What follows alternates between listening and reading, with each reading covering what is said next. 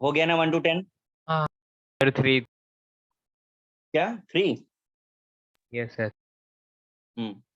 ठीक है, अब बोलिए अप टू 20. 11 सर. 11th.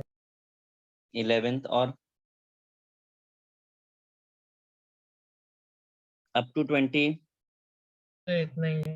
एक ही. अच्छा, वेरी गुड. 20 तक कोई डाउट ही नहीं है फिर. नहीं sir. Very good. 21 to thank you 30. Sir. 21 to 22. 22. और सर इतना ही. बाकी लोगों ने किया ही नहीं है मेरे ख्याल से. तो 28. सबने किया है. हाँ सर. Very good. सर सुबह भी केमिस्ट्री का डाउट लेक्चर हुआ था. अच्छा, उसमें भी यही डिस्कस किया है क्या? सर मतलब उसमें ऑल ओवर डिस्कस किया था, तो इसमें मतलब थोड़ी बहुत डाउट उसमें भी. किसने लिया था केमिस्ट्री का डाउट सुबह? सियाराम सर. आराम. है सर. तो वो इनऑर्गेनिक भी डिस्कस कर रहे थे. सब. हाँ सर मिस्टेक ही डाउट. तो फिर ये 4-5 क्यों बचा है? उसको खत्म कर देते हैं. कुछ होनहार बच्चा आए तो नहीं आपके समझ. साथ. तो 30 हो गया इतना. अप टू 37 बोल दीजिए. और 37. 37 भी. हाँ 37. 36 भी. और 35. 36.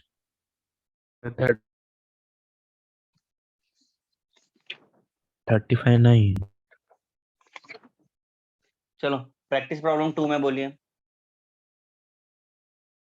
10th में मतलब टाइपिंग एरर शायद मतलब. 1 to 10 बोल. आप डाउट बोल दीजिए, फिर हम देखते हैं क्या है. 10. 8 और 10. 8 तो 10 और 9th भी. सर 6.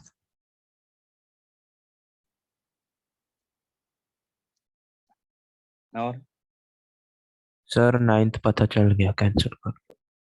मैंने अभी दोस्त को पूछा. ठीक है, तो बाकी भी दोस्त से पूछ लीजिए भाई. नहीं, पेरोक्साइड का ऑक्सीडेशन चेक नंबर. ठीक है, अप टू 24 बोल दीजिए. 17 और 24. 13th भी.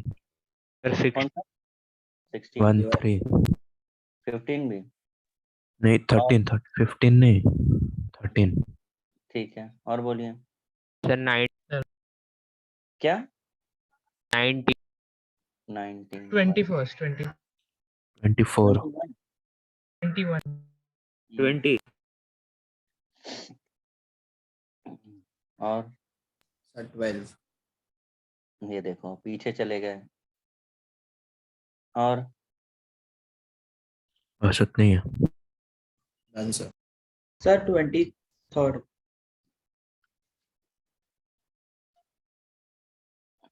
हो गया. हाँ. हाँ okay wait.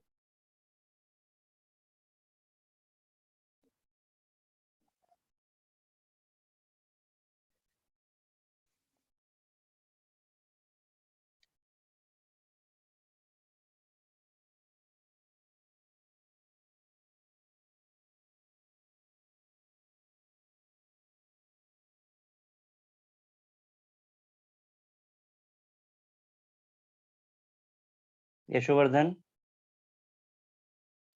Yes sir. Group में क्या डाला? चैट में तुमने क्या डाला था? सर टाइम टेबल में 3 बजे का बोला था लेक्चर है, तो आपने स्टार्ट नहीं किया था तभी. तो पूछ रहा था 3:30 को कि 3 बजे. अभी चैट में क्या डाला है? ड्यूरिंग लेक्चर चैट में क्या डाला है?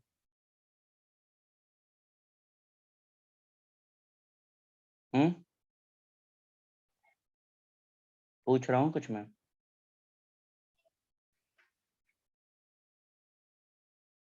आप जवाब दोगे कि मैं आपको लेक्चर से बाहर हाँ. निकालूं?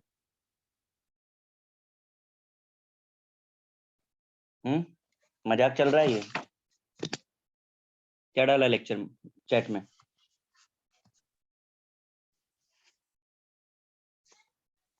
अब दोबारा कभी लेक्चर अटेंड नहीं कर पाओगे मेरा, इतना याद रखना. जो पूछ रहा हूँ उसका जवाब दो. सर कुछ नहीं. नहीं, कुछ कैसे नहीं डाला है? जो मुझे दिख रहा है वो गलत दिख रहा है उसमें? क्या डाला है? फोटो है कुछ क्यों आदमी का, डाली है? क्यों डाली है? सब डाल रहे थे। हाँ, क्या कह रहे हैं आप? कहाँ रहते हो आप? कहाँ रहते हैं आप? किस ब्रांच से हैं आप?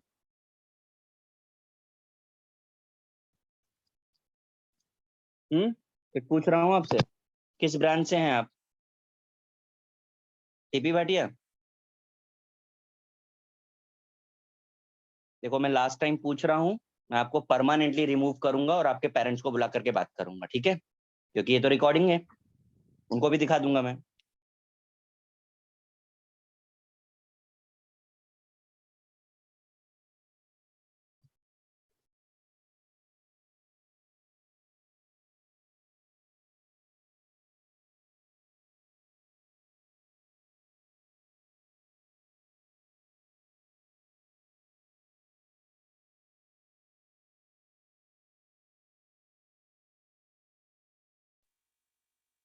हो गए पूरे डाउट्स? मैं स्टार्ट करता हूँ सॉल्व करना।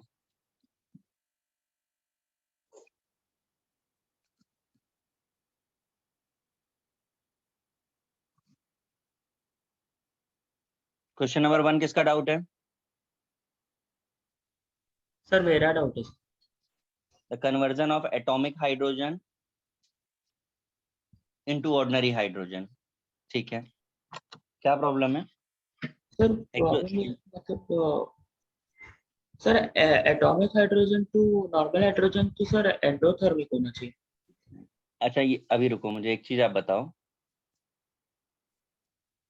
ये स्टेबिलिटी अचीव कर रहा है?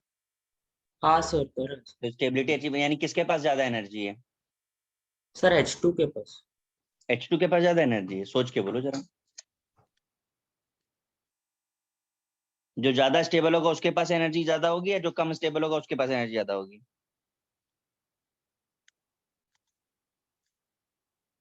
हाँ, सर कम स्टेबल वाले के पास आ जाएंगे। तो कम स्टेबल कौन है? Sir 2H। 2H कम स्टेबल है, तो उसके पास एनर्जी ज्यादा है, तो ओवरऑल स्टेबिलिटी अचीव करेगा तो एनर्जी रिलीज करनी चाहिए ना उसको, हाँ सर। तो एक्सोथर्मिक नहीं हो गया?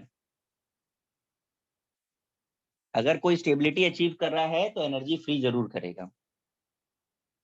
तो सर पर जैसे एटॉमिक हाइड्रोजन का जो आपने लिखवाया था उसमें भी सर आपने H2 से वो 2H फॉर्म। बिल्कुल मैं उस बात को भी रिलेट करके आपको बता देता हूँ। आप मुझे एक बात बताइए, पेट्रोल एक्सोथर्मिक रिएक्शन देता है कि एंडोथर्मिक?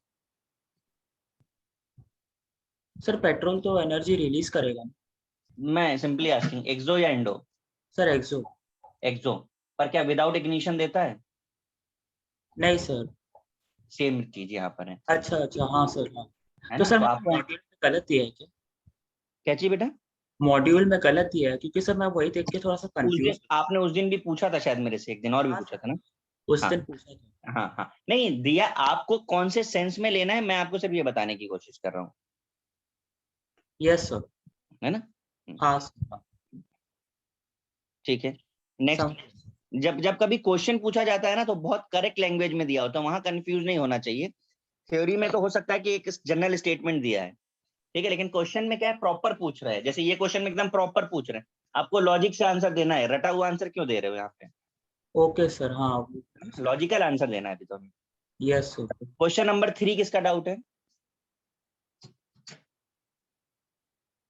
देखिए, एल्युमिनियम जो है it's a very good reducing agent. Aluminium is a very good reducing agent, तो कोई इसे रिड्यूस नहीं कर सकता। अब बात समझ पा रहे हैं? Yes sir. है ना? तो लिख लीजिएगा, आगे हम लोग पढ़ेंगे, एस ब्लॉक में आएगा ये, आगे एस और पी में। एल्युमिनियम बहुत अच्छा रिड्यूसिंग एजेंट है, आप इसको कोई रिप्लेस नहीं कर सकता, इसलिए हाइड्रोजन तो बिल्कुल भी नहीं कर पाएगा reduce. 6 which of the following reaction, अच्छा इन डार्क। देखिए ये क्वेश्चन भी आपका ना इस चैप्टर से रिलेटेड नहीं है, पर आप इस जनरल पॉइंट को लिख जरूर लीजिएगा नोट्स में। रिएक्टिविटी ऑर्डर आपको बताना है, ये होता है। इनमें सबसे ज्यादा रिएक्टिव कौन है? Sir fluorine.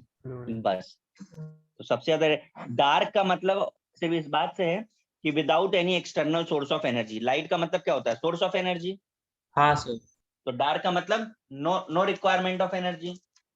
तो नो रिक्वायरमेंट ऑफ एनर्जी कब होगा? जब उसकी रिएक्टिविटी ज्यादा हो या कम हो?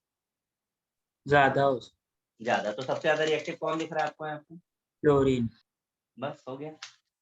Sir okay sir.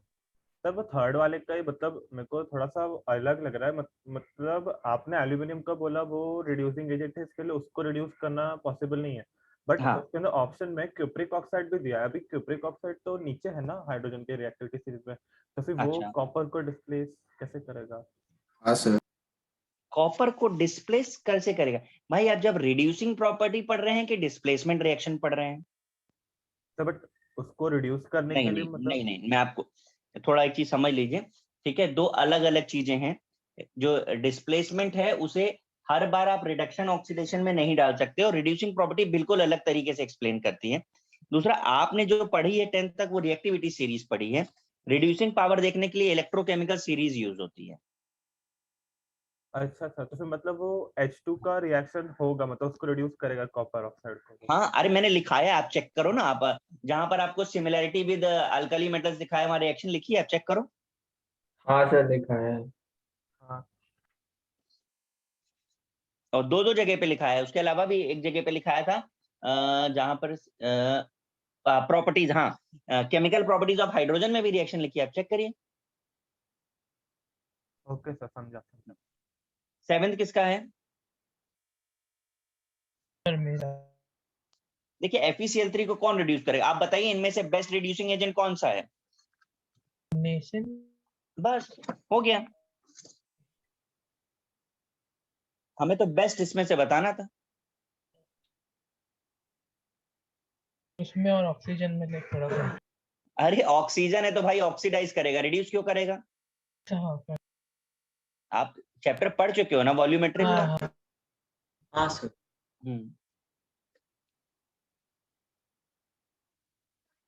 11th, hydrogen gas is used in industrial scale in the manufacture of. देखो, ये मार्गरीन आपको नहीं पता है, सर वो ये घी होता है। क्या चीज? घी। हाँ हाँ, अनसैचुरेटेड है ऑयल, उसमें हाइड्रोजन पास करके सैचुरेटेड बनाते हो। घी, बटर, ऑयल, जो भी बोलना है बोल दीजिए। 11 के बाद 22।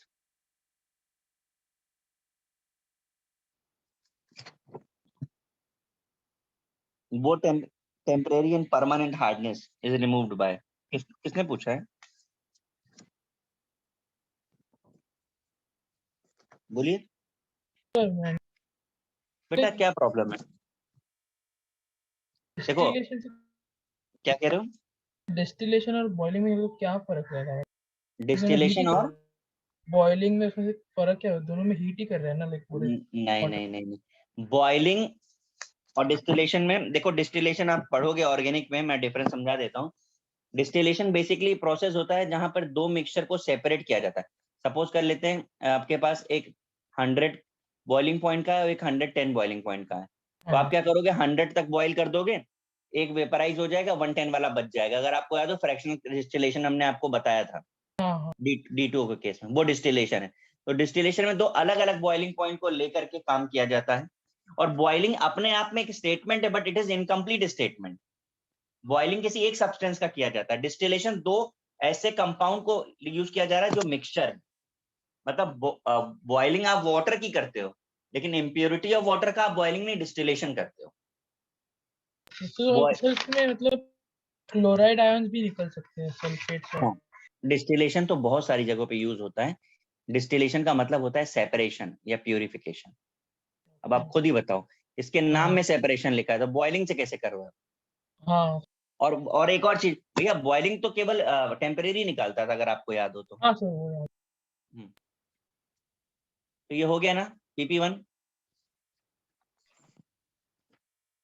PP2 पर आते हैं।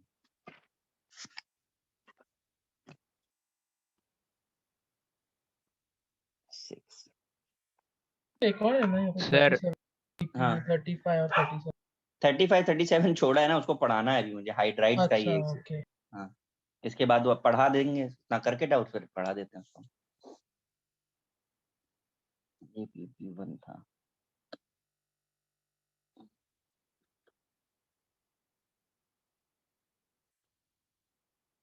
Sixth, HCl is added to the following oxide, which one would give H2O2? हमने आपको एक रूल लिखाया था, एक ट्रिक लिखाया था, कंपाउंड विद peroxide, अगर याद आ रहा है किसी को? हाँ सर। ट्रीटेड विद एसिड या वाटर गिव्स H2O2। ठीक है, अब आप देखिए कौन सा peroxide है और कौन सा नहीं है। Lead dioxide. सिर्फ और सिर्फ सोडियम peroxide है ये- यहाँ पे, Na2O2 only gives। हाँ और आप कैसे भूल गए? ये रिएक्शन तो नोट्स में भी लिखी है आपके पास। 6 में तो बेरियम है। अच्छा, 6 to 7 एक ही जैसा है क्या? हाँ सेम जैसे ही है। ऑप्शन हाँ बेरियम है, तो ये रिएक्शन तो मैंने लिखा ही है अगर आपको याद हो तो। हाँ सर। और हाँ, और कोई भी एसिड हो, एसिड से फर्क नहीं पड़ता, H2SO4 लो और या HCl low, by product change होगा, मेजर प्रोडक्ट तो रूल के हिसाब से ही रहने वाला है। ये हो गया, ठीक है।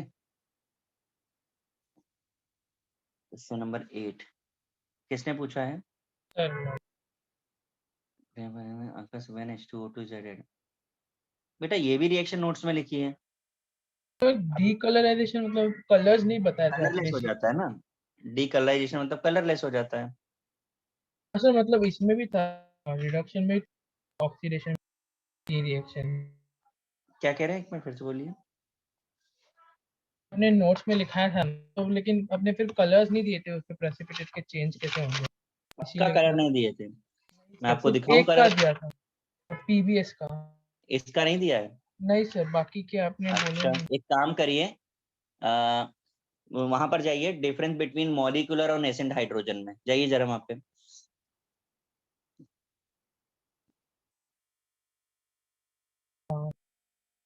मिला? वहां पे जरा KMnO4 का कलर पढ़ के बताइए क्या लिखा है। हाँ बताइए। पर्पल। हाँ, KMnO4 का कलर क्या लिखा हुआ है? पर्पल। पर्पल। और MnSO4 का कलर क्या लिखा हुआ है? बोलिए। कलरलेस। अभी भी रिलेट नहीं हुआ ये क्वेश्चन। हाँ और Mn+7 से Mn+2 हुआ है, ऑक्सीडेशन हुआ है कि रिडक्शन हुआ है KMnO4 का? रीडर। अब आप ऑप्शन के साथ मैच कराइए, समझा? हाँ अच्छा, इसके बाद है 6, 8, 9। 9 does not contain peroxide ion, किसका डाउट है?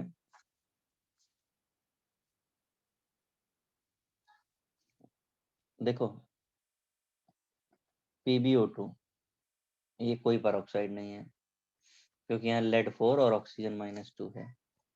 H2O2 ऑक्सीजन -1 है। BaO2 आपने ऑक्सीडेशन चैप्टर पढ़ा है, वेरीफाई कर सकते हैं। SrO2 -1 हो गया, समझा? हाँ 9 के बाद 10th किसने पूछा है?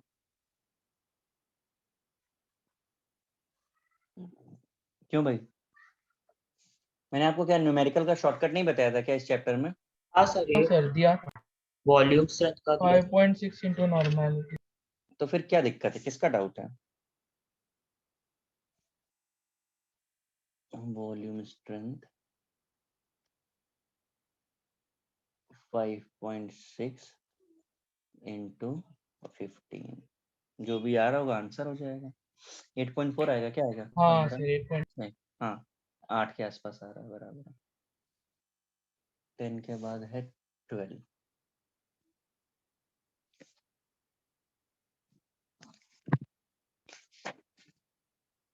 Hydrogen peroxide does not contain, बताइए।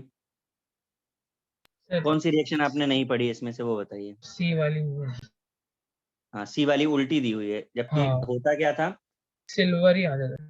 हाँ, Ag2O से Ag बन जाता है। और ये क्या कह रहे हैं,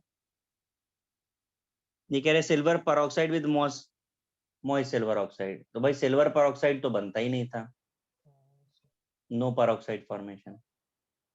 याद आ रहा है। यस 12 के बाद 13 आते हैं। 13 किसने पूछा है?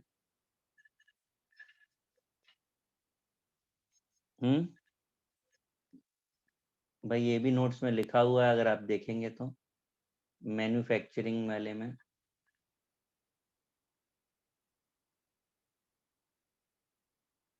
ये ऐसे था, इससे H2 बन रहा था, इससे H2S2O8 बन रहा था। ये रिएक्शन नहीं पढ़ी आपने? क्यों भाई?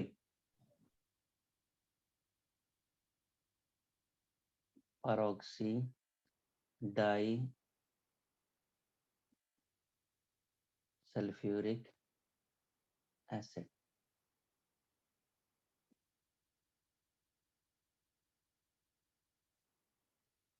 समझा कि नहीं?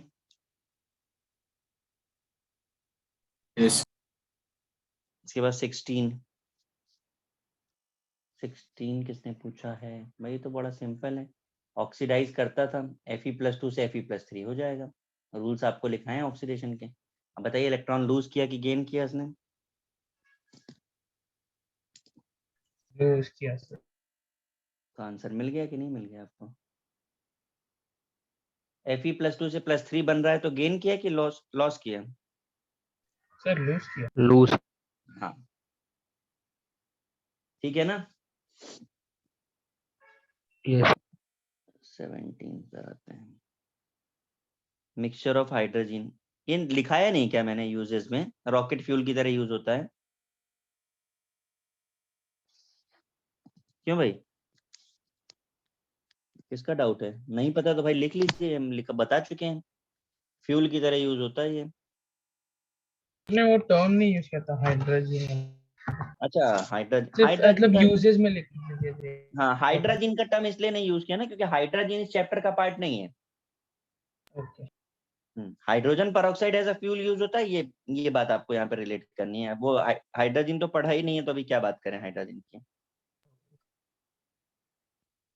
17 हो गया, 19, 19 किसने पूछा भाई?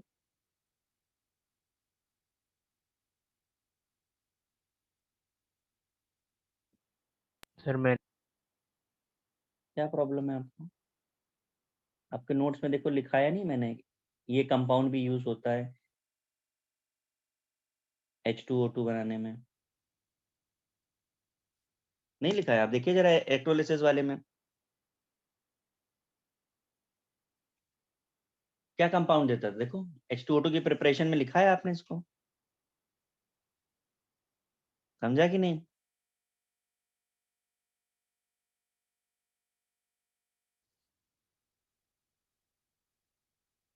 इसके बाद 20,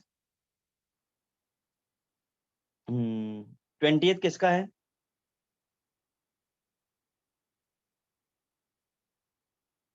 बोलिए भाई।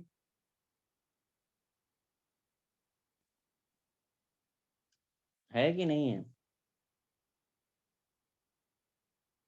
देखो ये रिएक्शन कराई थी आपको, PbS से PbSO4 बन जाता था, वाइट ब्लैक से वाइट हो जाता था।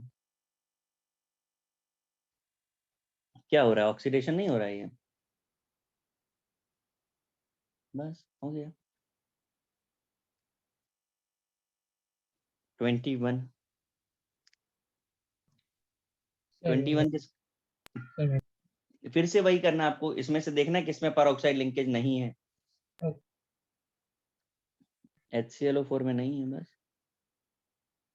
कैसे पता चला? तो आप ऑक्सीडेशन नंबर कैलकुलेट करो, देखो ऑक्सीजन -2 आ रहा है, बाकी सब में -1 आ रहा है। 21 के बाद 23, नेगेटिव कैटेलिस्ट ऑन डिकम्पोजिशन लिखाया तो है।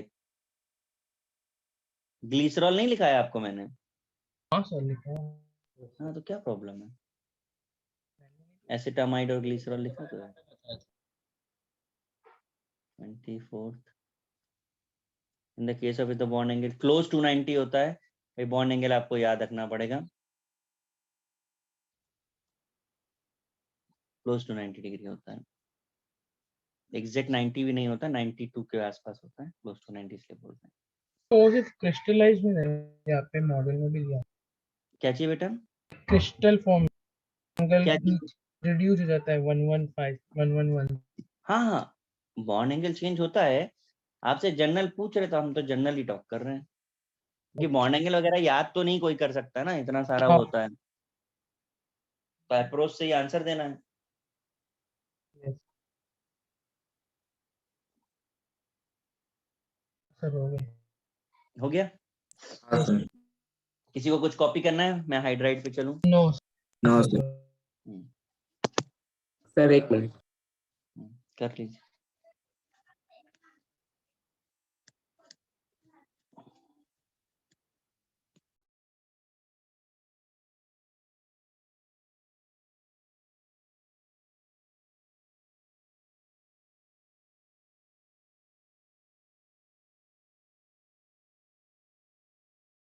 That's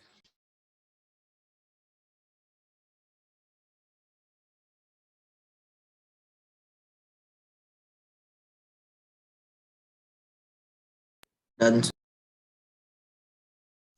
ठीक है।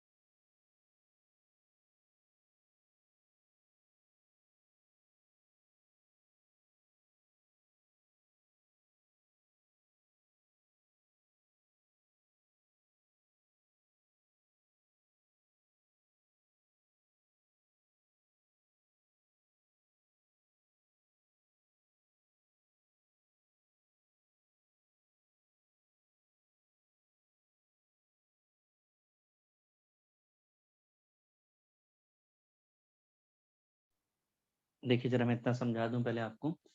हाइड्राइड जनरली उन कंपाउंड्स को बोलते हैं जिसमें हाइड्रोजन -1 होता है। कैटेगरी 3 है आयनिक, मॉलिक्यूलर और मेटालिक। आयनिक को हम सलाइन, सॉल्ट या क्रिस्टलाइन भी बोलते हैं। मॉलिक्यूलर और कोवैलेंट होता है। मेटालिक को इंटरस्टिशियल बोलते हैं। आयनिक हाइड्राइड वही सारी प्रॉपर्टी शो करते हैं जो आयनिक कंपाउंड्स की होती है। एस ब्लॉक बनाते हैं पर बेरिलियम मैग्नीशियम को छोड़ के, और कुछ लेंथेनाइड्स होते हैं। कलर में वाइट ग्रे है, नॉन वोलेटाइल है मतलब सॉलिड है, मेल्टिंग बॉइलिंग पॉइंट हाई है, बेसिक है, सेल्युबल है, गुड सोर्स ऑफ H2। अगर आपको याद आ रहा हो तो आपने रिएक्शन पढ़ी है हाइड्रोलिथ वाली, क्या पानी डालिए तो हाइड्रोजन दे देता है।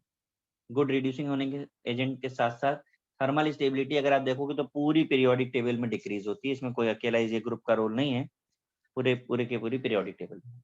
कोवेलेंट हाइड्राइड देखेंगे तो बेरिलियम मैग्नीशियम जो ऊपर एक्सक्लूडेड थे यहाँ इंक्लूडेड है। पी ब्लॉक है except 0 group. Low melting boiling point है, मोस्टली वोलेटाइल है और थर्मल स्टेबिलिटी यहाँ भी डिक्रीज होती है। अब क्लासिफिकेशन देखोगे तो इलेक्ट्रॉन डेफिशिएंट, इलेक्ट्रॉन प्रिसाइज और इलेक्ट्रॉन रिच है। डेफिशिएंट जो है इनकम्प्लीट ऑक्टेट है, tendency to form polymeric structure है। ग्रुप 3A बेरिलियम मैग्नीशियम ये मिलकर के जो है डेफिशिएंट बनाते हैं, यानी ऑक्टेट पूरा नहीं होता है इनके केस में। जब ऑक्टेट पूरा नहीं होगा तो ऑब्वियसली बात है स्टेबिलिटी अचीव करने के लिए उनको कुछ तो करना पड़ेगा, वो पॉलीमर बना लेते हैं। BeH2 होल N यानी बहुत सारे मॉलिक्यूल्स कनेक्टेड होंगे। इलेक्ट्रॉन प्रिसाइज ग्रुप 4A बनाते हैं, पूरा पूरा ऑक्टेट पूरा है, CH4 हो चाहे SiH4 हो, इस ग्रुप का कोई भी होगा। रिच मतलब जिसमें लोन पेयर्स हो, ऐसा ग्रुप 5, 6 और 7A में होता है।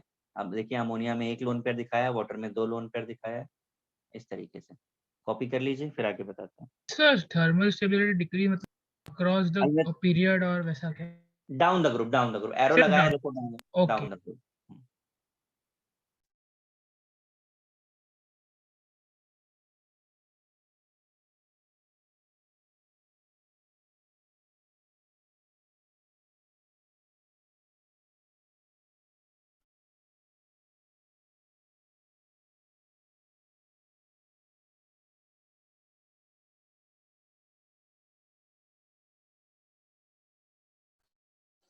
सर इलेक्ट्रॉन रिच आप बता सकते हैं फिर से? रिच मतलब बेटा जिसके पास भी लोन पेयर हो,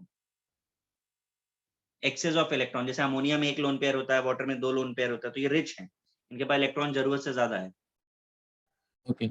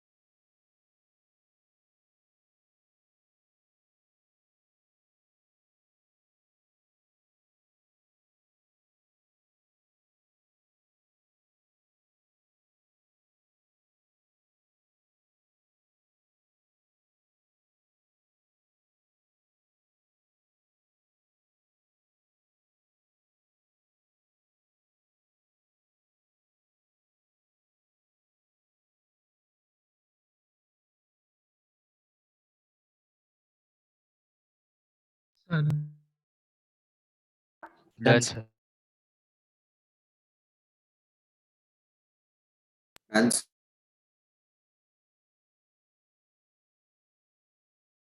हो गया सबका? हाँ सर ठीक है, यस ठीक है, आगे चलते हैं।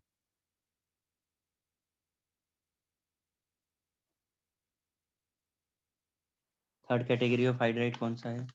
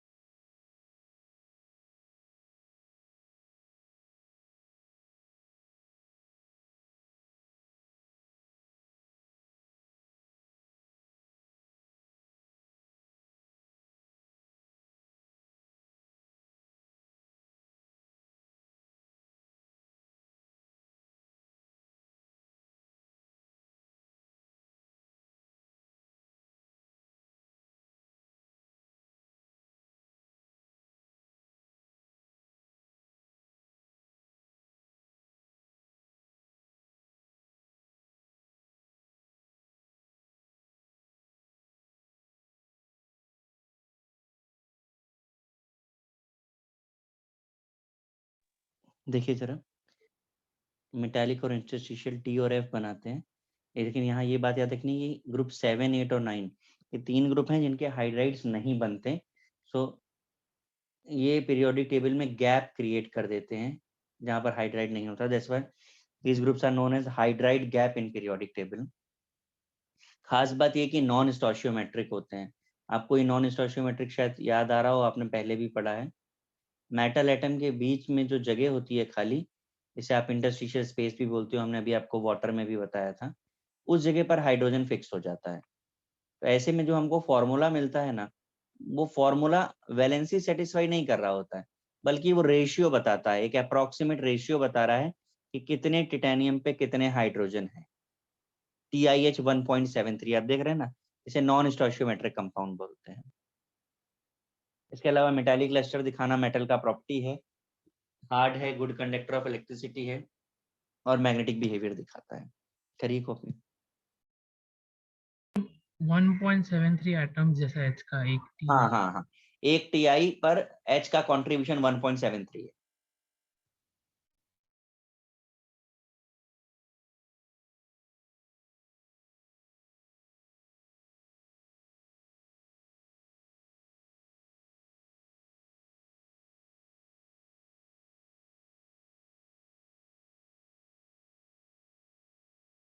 सर हो गया।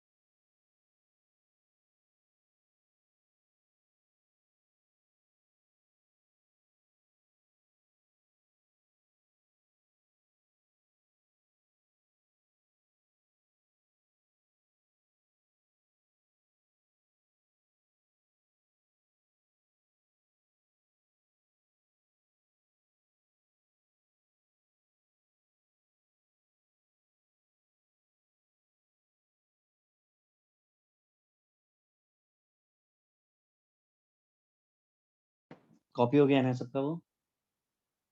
यस ठीक है। आगे देखिए जरा, कॉन्सेंट्रेशन ऑफ H2O2, ये एक एडिशनल पार्ट है जिसे समझ लेते हैं यहाँ पे हम जो भी हाइड्रोजन पेरोक्साइड के प्रोसेस यूज करते थे उन सब से हमको हाइड्रोजन पेरोक्साइड 3% से ज्यादा नहीं मिलता, मतलब 97% वाटर होता है, ठीक है, 3% H2O2 होता है। ऐसे में हमको वाटर H2O2 का कॉन्सेंट्रेशन बढ़ाना है तो जनरली हम लोग क्या करते हैं कि हम बॉइल कर देते हैं और उसका पानी उड़ा देते हैं, पर यहाँ पे ऐसा नहीं कर सकते। आप इसे बॉइल करोगे एक्सप्लोड कर जाएगा, तो हम बॉइलिंग तो नहीं कर पाएंगे। तो हम क्या करते हैं, ग्रेजुअली हीट करते हैं। पहले हम उसको 60 to 70 डिग्री सेल्सियस ले जाते हैं, बिकम 30%। फिर हम इसका डिस्टिलेशन करते हैं अंडर रिड्यूस प्रेशर। ये आप पढ़ोगे, डिस्टिलेशन बाद में आएगा। Under reduce pressure 15 mm Hg पर और 30 to 40 डिग्री सेल्सियस पे यू विल गेट 90% H2O2, जिसमें से अभी 10% वाटर को रिमूव करने के लिए हम क्या कर रहे हैं, cooling by dry ice, ether और क्रिस्टलाइजेशन, ऐसा कुछ भी करके हम उसका बचा हुआ पानी भी रिमूव कर देते हैं, विल गेट 99.99%। करिए नोट।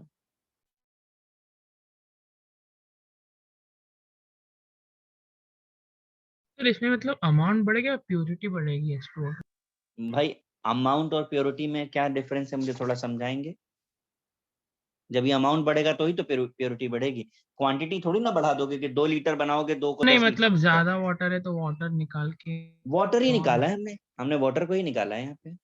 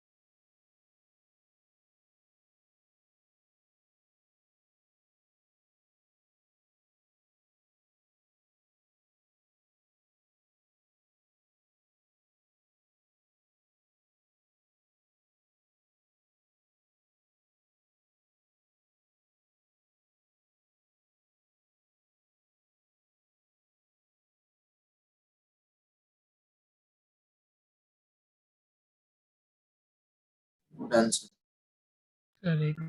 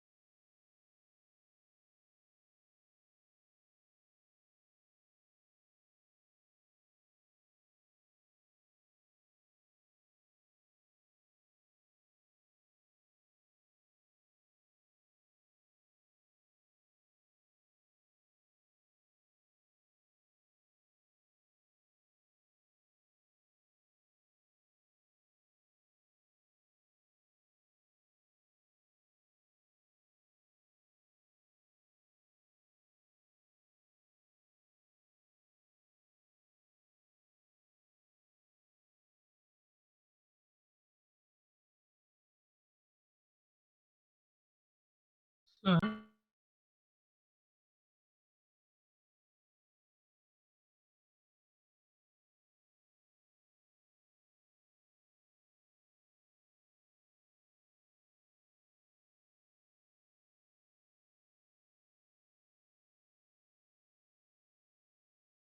बताइए। सर तो मैं बोल रहा था कि अगर इनिशियली कुछ इतना लाइक x ग्राम्स का H2O2 फॉर्म हुआ, मतलब वो 3% ही है और वाटर में, तो सिर्फ वाटर रिमूव होगा ना, लाइक x ग्राम्स का x ग्राम्स ही रहेगा ना H2O2 हाँ, का। वही मैं भी वही कह रहा हूँ, कॉन्सेंट्रेशन कॉन्सेंट्रेशन हाँ हाँ 3% बिकम 100%, वही तो लिखा है ना मैंने, देखो। हाँ सर।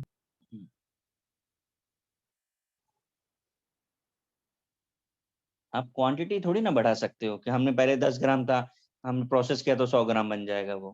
हाँ सर। वो तो मैन्युफैक्चरिंग होगी ना। हाँ सर सारे प्रोसेसेस में 3% ही आता है उसका कॉन्सेंट्रेशन। एक्चुअली हाईली अनस्टेबल है। देखो तुम मार्केट से खरीद लो, तुमको बताता हूँ, 20 रुपए की बोतल आती है, ठीक है, और उसका ढक्कन खोल दो, 5-10 मिनट ढक्कन खुला छोड़ दोगे, दैट बिकम वाटर, इतनी जल्दी डिकम्पोज हो जाता है वो। अब मार्केट में लेने भी जाओगे तो 5 और 10% ऐसे ही आता है वो। Okay sir. हम्म,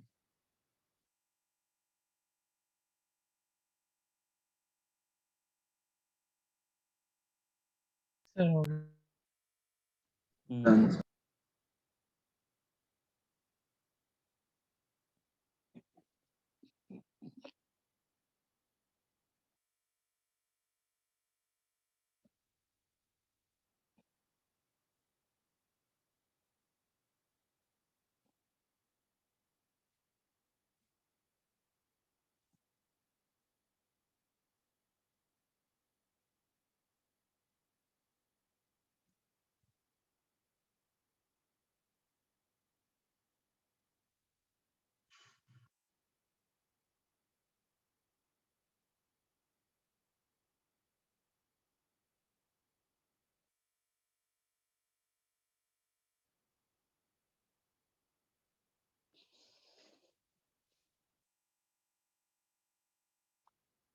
देखिए जरा, टेस्ट ऑफ हाइड्रोजन पेरोक्साइड, अगर हमें ये टेस्ट करना है कि जो हमने बनाया वो हाइड्रोजन पेरोक्साइड है या नहीं, तो आपको ये फॉलो करना है।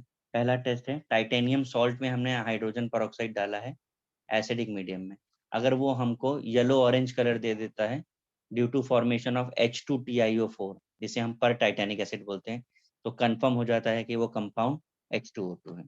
दूसरा, KI स्टार्च में अगर हम उसे ऐड करते हैं और हमें ब्लू वॉयलेट कलर दे देता है, तो हम ये मान लेते हैं कि वो H2O2 है। COD हम ऑलरेडी पढ़ चुके हैं, filter paper with the black stains, PBS के स्टेन्स लगे हुए हैं, और उस पर अगर आप H2O2 डालते हो और वो व्हाइट हो जाता है, तो हम कह सकते हैं कि वो पक्का H2O2 ही है। और ये लास्ट वाला रिएक्शन एसिडिक डाइक्रोमेट या क्रोमेट में हम H2O2 डालते हैं, ईथर की प्रेजेंस में वो ब्लू हो जाता है, ये भी कंफर्म करता है कि वो H2O2 है। तो ये बेसिक टेस्ट हैं। लैब में तो हालांकि सब करने की इतनी जरूरत नहीं पड़ती है, बट आपको आइडिया रखना है, क्वेश्चंस तो बनते हैं।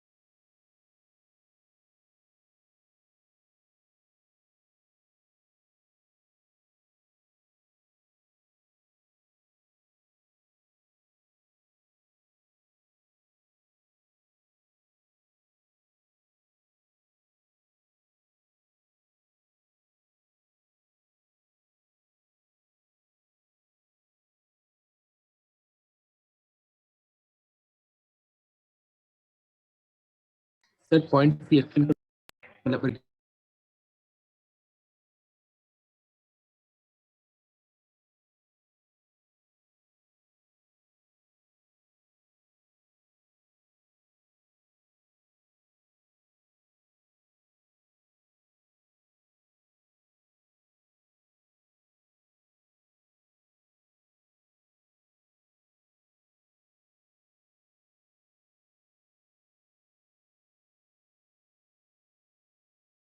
सर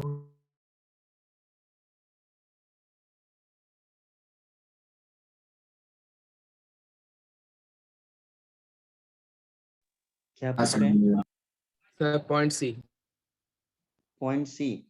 भाई ये रिएक्शन हम लोग ने की हुई है, और आप देखेंगे तो आज भी क्वेश्चन भी एक आया था, पीबीएस ब्लैक कलर का होता है, H2O2 डालते हो तो व्हाइट कलर का हो जाता है। अब वो टेस्ट करने के लिए लैब में तो हम पीबीएस पे कैसे यूज करेंगे, तो हम पीबीएस को क्या करते हैं, फिल्टर पेपर के ऊपर डाल देते हैं, फिल्टर पेपर काला हो जाता है, अब उसके ऊपर H2O2 डालते हैं तो व्हाइट हो जाता है। सर हम्म सर वो CrO5 हम लोग का उसका बस बटरफ्लाई स्ट्रक्चर होता है, तो फिर अभी वो क्रोमेट आयन बनता है तो फिर उसका कौन सा ऑक्सीजन निकलता है? वो ऑक्साइड वाला निकलता है जो डबल बॉन्डेड होता है वो, कि कोई पेरोक्साइड वाला? निकलता कहाँ है, मतलब परऑक्साइड जो रिप्लेस है वो होता नॉर्मल ऑक्साइड में कन्वर्ट हो जाता है, क्रोमियम सल्फेट बनता है ना नेक्स्ट स्टेप पे, वो पूछ रहे हो? है। नहीं सर, वो K2CrO4 जो है, तो फिर वो हाँ CrO5 का मतलब वो एक CrO4 आयन बनेगा, बाद में वो पोटेशियम के साथ रिएक्ट करके देखो, मैं आपको K2CrO4 बता, बनता है। समझ गया आपकी बात। परऑक्साइड रिटेंशन होता है, क्या बोला मैंने? Peroxide retention. तो जहां पे परऑक्साइड है वही परऑक्साइड जाएगा, तो H2O2 में परऑक्साइड है ना, 2 ऑक्सीजन, तो हाँ। वही वाले परऑक्साइड में क्रोमियम के साथ जुड़ जाते हैं। अच्छा। परऑक्साइड हम क्रिएट नहीं करते हैं, हम ट्रांसफॉर्म करते हैं। आप देखो, हमने आपको रिएक्शन में भी लिखा है, any peroxide compound treated with dilute acid और वाटर ऑलवेज गिव्स H2O2। तो मतलब हर बार एक परऑक्साइड को दूसरे परऑक्साइड में कन्वर्ट कर रहे हो आप।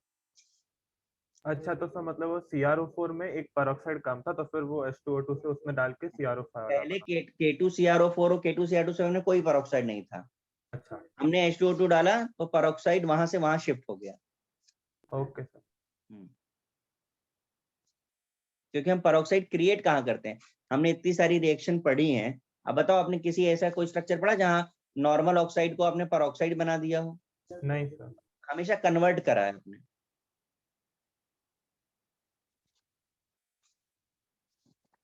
कॉपी हो गया? हाँ। अब जरा वो डाउट्स वाला पार्ट वापस आओ जरा, पेज नंबर जरा क्या था उसका, क्या था? पेज 140 40। 3 क्वेश्चन थे, 4 क्वेश्चन, 3, 35 से। सबसे पहला है out of the following which don't form hydride. अब बताओ कौन हाइड्राइड? तो 7, 8 और 9 तीन ग्रुप हैं जो हाइड्राइड नहीं बनाते। कौन सा हाँ एलिमेंट है उसमें का? Iron ion. Fe नहीं बना था, Ti तो बनाया था, TiH 1.73 हमने, हाँ Fe नहीं बना था। ठीक, 36 है, मोस्ट कोवेलेंट कौन सा है? तो भाई हमने आपको ऐसे का रीजन हम लोग ये भी दे सकते हैं ना कि उसमें हाइड्रोजन गैप में आता है इसलिए, मतलब वो हाइड्राइड गैप। Fe का रीजन तुम्हें देना है तो ये बोलो कि वो कहीं से भी बॉन्ड बनाने की टेंडेंसी नहीं रखता है H के साथ। 7, 8 और 9 ग्रुप के एलिमेंट नहीं बनाते हैं। तो हाँ ये सर। आप पीरियोडिक टेबल में देखो ये कौन से ग्रुप में आता है ये, सर 8 में आता है तो Fe। बस इसके लिए आउट है। हाँ सर वही। ठीक है, 36 मोस्ट कोवेलेंट कौन सा होगा? तो कोवेलेंट में हमने आपको बेरिलियम, मैग्नीशियम और पी ब्लॉक बताया है, तो ऑप्शन के हिसाब से बेरिलियम ही है यहाँ पे, है ना? यस नेक्स्ट, तो फजांस रूल से देख सकते। बिल्कुल फजांस रूल से बिल्कुल देख सकते हैं, जरूरत नहीं पड़ी इसीलिए मैंने डायरेक्ट ही बोल दिया। ठीक है सर। अगर मैग्नीशियम भी होता और बेरिलियम भी होता तो विदाउट फजांस रूल नहीं होता फिर। Next, which out of the following does not decompose into constituent element on heating. कह रहे हैं कौन सा नहीं टूटेगा हीट करने से, मतलब उसको सबसे ज्यादा स्टेबल होना चाहिए। यस तो thermal stability down the group क्या होती है? Decrease decrease. सबसे ज्यादा स्टेबल कौन सा है? लिथियम। हो गया। समझ आया? Yes sir. हाँ किसी को कोई डाउट? No no sir. तो अभी बोल सकते हैं कि हाइड्रोजन खत्म हो गया हमारा। हाँ हाँ सर। Yes sir. ठीक है, मॉड्यूल भी सॉल्व। अब इसका ना आप जा करके अगर पीछे जो क्या है ये पीपीज दे एक्सरसाइज खोलिए जरा।